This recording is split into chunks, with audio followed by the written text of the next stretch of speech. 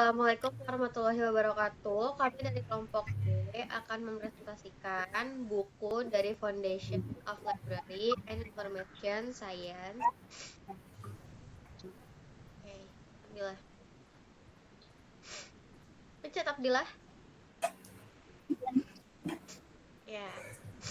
Di sini ada daftar anggota kami. Lagi Abdillah. Next. Kami akan membacakan dari chapter 2 yaitu From Past to Present, the History and Mission of Library. Next.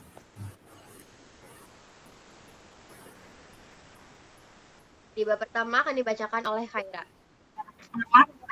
Pendahuluan, faktor pendukung dan hambatan perkembangan perpustakaan, 3 syarat utama yaitu perkembangan Harris dan Johnson 1984. Sentralisasi populasi membutuhkan masyarakat yang menetap, bukan nomaden. Terus kemajuan ekonomi, surplus sumber daya agar tidak fokus pada bertahan hidup. Stabilitas politik menjamin keamanan institusi dari kehancuran akibat perang. Pusat pertumbuhan lahir di lokasi yang stabil seperti kota besar, universitas, atau biara. Signifikasi sejarah memahami masa lalu perpustakaan adalah kunci untuk mengembangkan peran perpustakaan Amerika di masa kini dan masa depan.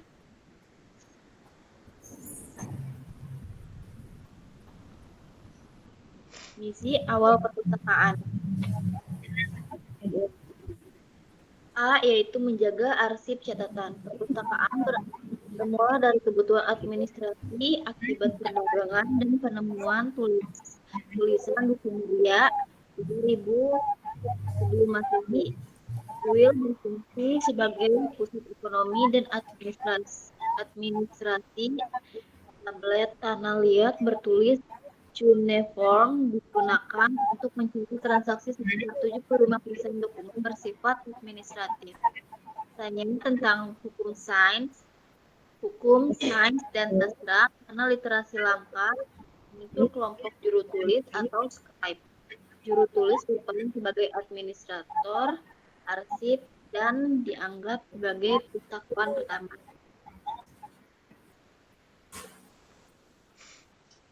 B. Misi keagamaan dan praktis di Mesir kuno. Perkembangan pada milenium ketiga sebelum Masehi dengan fungsi administratif, medis, dan spiritual, tingkat literasi sangat rendah. Membaca dan menulis dianggap aktivitas sakral. Pendidikan juru tulis dilakukan secara eksklusif Media tulis menggunakan papirus yang panjang namun mudah dilihat. Perpustakaan seperti rumah papirus di menyiapkan seleksi hukum, sipil, astronomi, dan juga perpustakaan dan peristiwa di Tebet memiliki hingga 20.000 kuil. Perpustakaan dipandang sebagai penyembuhan jiwa dan pusat pengetahuan bagi elit Mesir.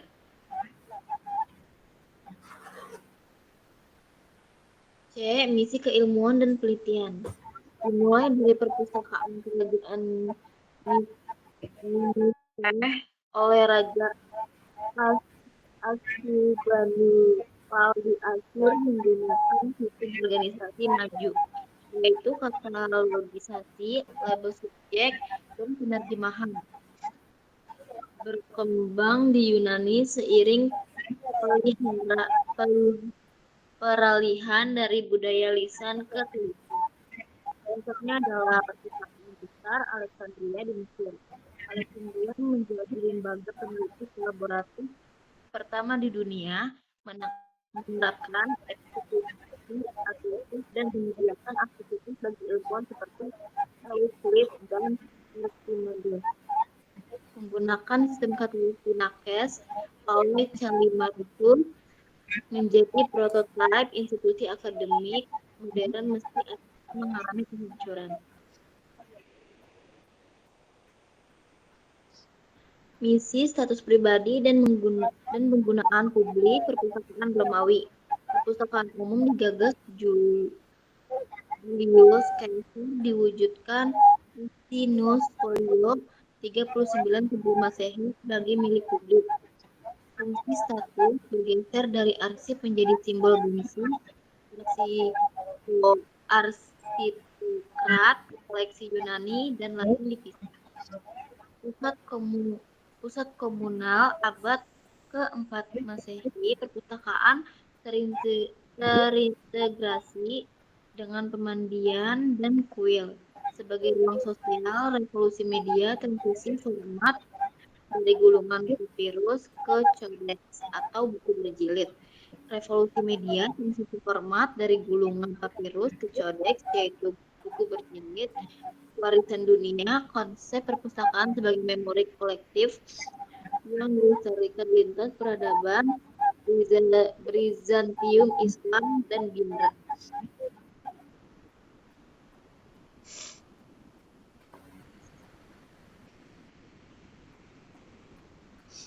Misi melestarikan keilmuan Bizantium dan Islam. Kebangkitan Bizantium atau pusat pelestarian di saat Eropa Barat mengalami kemunduran. Bizantium Romawi Timur justru menjadi benteng ilmu pengetahuan. Imperial Library 353 Masehi didirikan oleh Kaisar Constantius dengan koleksi mencapai 100 item. Transformasi kodeks mengubah gulungan naskah kuno ke bentuk buku atau kodeks. Untuk menjaga ketahanan teks Yunani, Latin, dan Kristen, jembatan Renaissance tanpa upaya pelestarian di Konstantinopel, banyak karya klasik akan hilang dan gerak Renaissance di Eropa mungkin tidak akan terjadi. Zaman keemasan Islam atau pusat inovasi dan literasi antara 650 sampai 1100 Masehi. Dunia Islam menjadi pemimpin peradaban global. Budaya literasi, ilmu pengetahuan dijunjung tinggi, didukung oleh kemajuan teknologi yang membuat buku menjadi lebih murah diproduksi. Penyebaran perpustakaan pengetahuan tidak eksklusif. Perpustakaan ada di mana-mana, mulai dari istana hingga masjid dan universitas. Gerakan terjemahan penguasa mendukung penuh penerjemah karya Yunani ke bahasa Arab, ilmu kedokteran, sains, dan filsafat. Pusat dunia, kota-kota seperti Baghdad atau House of Wisdom dan Cordoba menjadi mensuar intelektual yang nantinya memicu kemajuan kembali peradaban Barat. Oke, selanjutnya di sini ada misi keagamaan perpustakaan Biara pada abad pertengahan. Pertama, pasca runtuhnya Romawi, Eropa Barat itu menjadi kacau, maka dari itu perpustakaannya menurun. Kristen mempertahankan tradisi membaca dan studi dari kitab suci. Maka terjadi peralihan dari budaya lisan ke budaya tulis dan membaca dalam hati atau hafal gitu ya. Untuk perpustakaannya beragam, tapi dominan yaitu perpustakaan biara atau monastik. Misi utamanya peradaban spiritual, penyimpanan teks keagamaan, dan penyalinan teks religius dan sebagian sekuler. Pada Ordo Benediktin, pertama membaca kolektif satu buku per biarawan per tahun. Yang kedua, penyalinan di skriptorium. Pada abad ke-9, besar memiliki sekolah, perpustakaan, dan skriptorium. Skriptoria ini menjadi pusat produksi buku. Ordo Dominikan mengembangkan pedoman awal pengelolaan perpustakaan. Religius, biara berperan melestarikan warisan intelektual kuno. Yang selanjutnya, misi pendidikan yaitu perpustakaan katedral dan universitas. Pada abad pertengahan, pendidikan kembali berkembang seiring pertumbuhan perdagangan dan ekonomi. Katedral berfungsi sebagai pusat administrasi gereja sekaligus pendidikan rohaniwan. Perpustakaan katedral ini memiliki koleksi lebih besar daripada biara, tidak hanya berisi teks keagamaan dan berfokus pada kegiatan pendidikan, meskipun masih kalah besar dibanding perpustakaan di dunia Islam. Stabilitas politik melahirkan kelas menengah dan meningkatkan kebutuhan tenaga terdidik. Hal ini memicu berdirinya universitas di Bologna, Paris, dan Oxford. Awalnya, universitas belum memiliki perpustakaan. Perpustakaan pertama muncul di Paris pada abad ke-13, kemudian di Oxford dan di Cambridge. Walaupun koleksinya kecil, perpustakaan ini berperan penting sebagai jembatan menuju Renaissance. Selanjutnya, misi humanistik dan kembalinya perpustakaan sebagai status pribadi.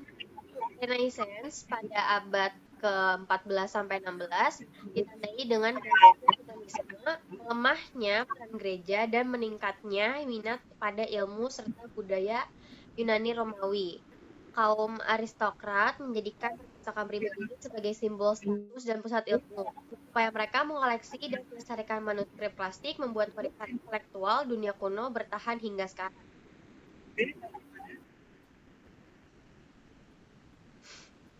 Selanjutnya, misi mempromosikan kebanggaan nasional. Sejak abad ke-17, muncul perpustakaan nasional sebagai wujud nasionalisme di Eropa.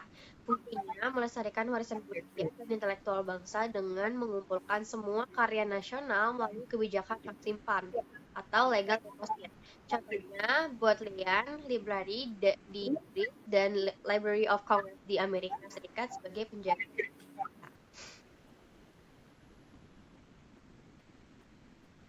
Pada bab 3, yaitu memungkinkan misi perpustakaan modern. Mesin cetak ditemukan pada 1450 di Mainz, Jerman, dan menandai lahirnya budaya baru di Barat. Teknologi ini memungkinkan produksi massal buku sehingga lebih murah, ragam, dan mudah diakses, serta mempercepat penyebaran pengetahuan. Dampak terhadap perpustakaannya, yang pertama, jumlah dan ragam buku akan meningkat pesat. Yang kedua, kesalahan penyalinan berkurang. Yang ketiga, subjek koleksi luas berbagai ilmu. Yang keempat, mendorong sistem organisasi dan klasifikasi. Dan yang kelima, literasi dan pendidikan meningkat. Selain itu, ada dampak sosial dan intelektual. Yang pertama, penyebaran ide keagamaan, sains, dan eksplorasi semakin cepat. Yang kedua, munculnya kelompok pembaca baru. Dan yang ketiga, percetakan menjadi pusat aktivitas intelektual.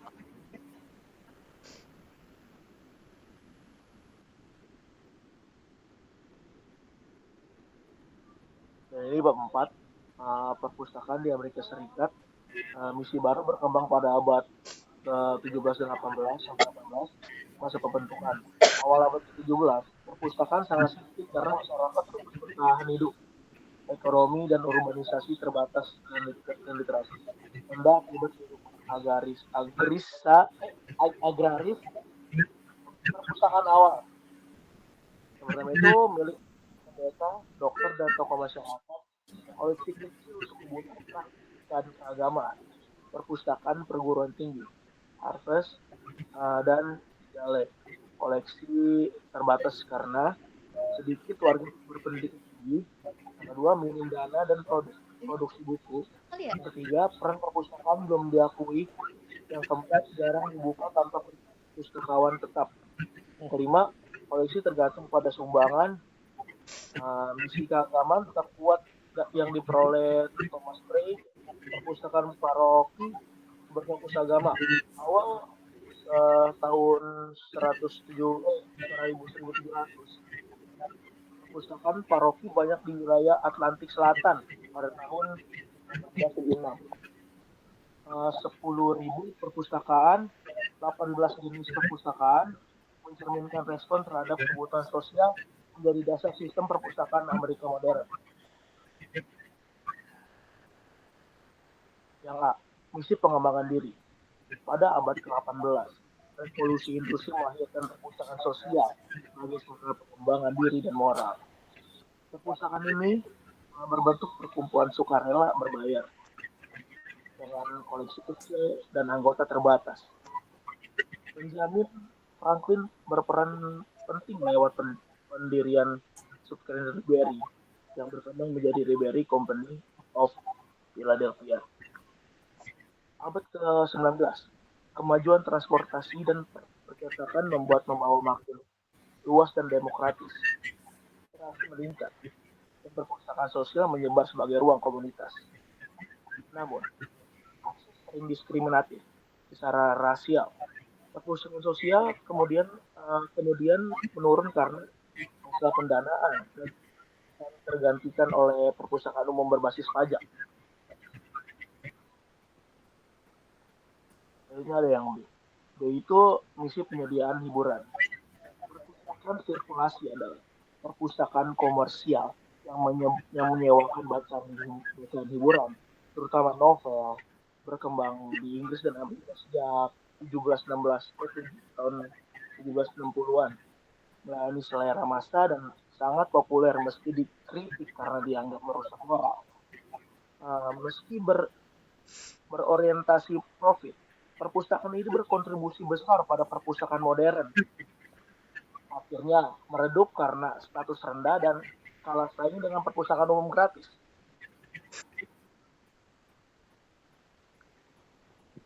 Dan yang C itu misi penyediaan informasi. Perpustakaan khusus awalnya abad ke-20 untuk mendukung kebutuhan bisnis dan industri. Fokus pada informasi praktis, keuntungan organisasi, dan pengembangan keputusan dengan koleksi sangat spesifik. Perpustakaan ini menggeser fokus dari buku ke informasi, mendorong teknologi perpustakaan, dan menjadi dasar ilmu informasi modern.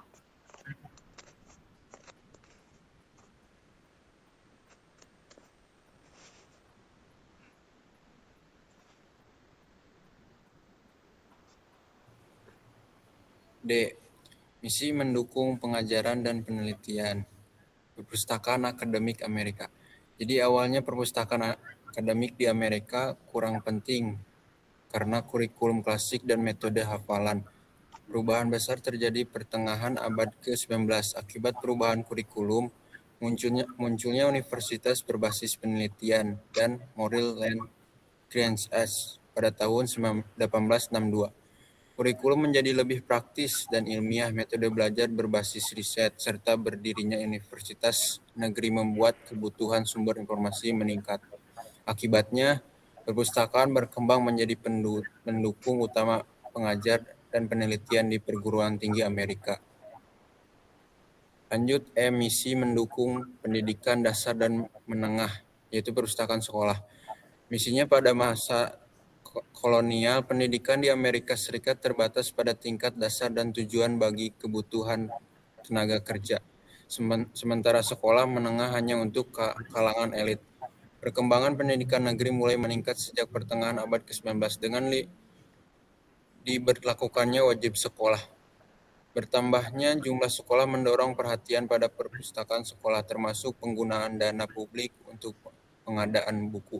Meski pengelolaannya masih lemah, kebijakan ini menegaskan para perpustakaan dalam pendidikan. Pada awal abad ke-20, standarisasi dan gagasan pendidikan progresif menjadi perpustakaan sekolah bagian penting pembelajaran modern yang mendukung kurikulum dan literasi. F. Misi melayani publik. Awal perpustakaan umum Amerika. Jadi misinya perpustakaan umum modern di Amerika Serikat berkembang dari dua model awal, yaitu perpustakaan sosial yang berorientasi pendidikan dan perpustakaan sirkulasi yang menyediakan bacaan populer. Kedua bentuk ini berkontribusi pada lahir perpustakaan umum sebagai lembaga yang melayani kepentingan masyarakat luas dan didanai oleh dana publik. Pada akhir abad ke-19, jumlah perpustakaan yang menerima dukungan dan publik cukup banyak, meskipun sebagian besar masih terkait dengan institusi pendidikan atau organisasi sosial. Jadi perpustakaan umum yang sepenuhnya dibiayai pemerintah kota masih terbatas, bahkan di kota-kota besar. Pertumbuhan pesat perpustakaan umum pada awal abad ke-20 dipengaruhi oleh urbanisasi, meningkatnya jumlah imigran, serta peran aktif asosiasi dan komisi perpustakaan di tingkat negara bagian. Faktor-faktor ini menegaskan pentingnya perpustakaan umum sebagai layanan publik yang inklusif dan mudah diakses oleh seluruh lapisan masyarakat. pertumbuhan pesat perpustakaan umum pada awal abad ke-20, yaitu ada 5. Yang pertama ini pendirian Boston Public Library pada abad pertengahan, yaitu ke-19. Boston mendirikan library sebagai bagian dari layanan pendidikan dan kebudayaan kota. Perpustakaan ini dipandang sebagai tanggung jawab moral untuk mencerdaskan masyarakat dan terbuka bagi semua usia. Meski awalnya dikritik sebagai kepentingan elit, perpustakaan berkembang menjadi layanan publik yang semakin inklusif. Kedua, bacaan populer di perpustakaan umum. Sejak awal, perpustakaan umum menghadapi dilema antara tujuan pendidikan dan minat baca masyarakat. Bacaan populer dianggap kurang mendidik, tetapi efektif menarik pembaca. Karena itu, perpustakaan tetap menyediakan secara terbatas dan ketegangan antara mutu pendidikan dan selera publik masih berlangsung hingga kini. Lanjut yang ketiga, yaitu oleh Andrew Carnegie dan perpustakaan umum. Andrew Carnegie berperan besar dalam perluasan perpustakaan umum di Amerika melalui pendanaan lebih dari 2.000 gedung perpustakaan. Dengan prinsip noblesse oblige, ia menyerahkan pengelolaan kepada pemerintah lokal sehingga layanan dapat disesuaikan dengan kebutuhan masyarakat. Namun, modelnya tidak menjamin akses setara bagi kelompok minoritas sehingga ketimpangan sosial tetap terjadi.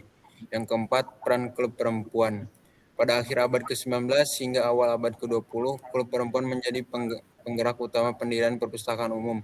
Mereka menyumbang buku, tenaga sukarela, dan mendorong kebijakan perpustakaan. Meski berkontribusi besar, peran mereka umumnya terbatas pada masyarakat kulit putih, sehingga komunitas Afrika Amerika membentuk organisasi sendiri. Yang kelima, misi inklusivitas perpustakaan umum. Perpustakaan umum awalnya ditujukan untuk pendidikan dan asimilasi imigran, tetapi akses bagi kelompok minoritas dibatasi oleh segregasi. Perubahan terjadi setelah gerakan hak sipil dan dukungan pemerintah. Meski upaya inklusivitas terus berkembang, tantangan kesenjangan akses dan teknologi masih berlanjut hingga sampai kini. Selanjutnya, Evolusi berkelanjutan. Evolusi berkelanjutan dari penyedia informasi ke keterlibatan. Awalnya pengusaha menghubungi sebagai usaha fisik kawan, mengumpulkan, menyimpan dan menyebarkan informasi. Akhirnya abad ke-20 muncul teknologi informasi perpustakaan, memposisikan di sebuah informasi yang mengakses digital. Seiring perkembangan internet dan mesin mencari, peran perpustakaan sebagai penyedia informasi menurun. Generasi digital menganggap semakin mandiri mencari informasi tanpa bantuan pustakawan. Perpustakaan dilarang mengompori pengetahuan, kemenangan bersaing beralih ke ruang digital.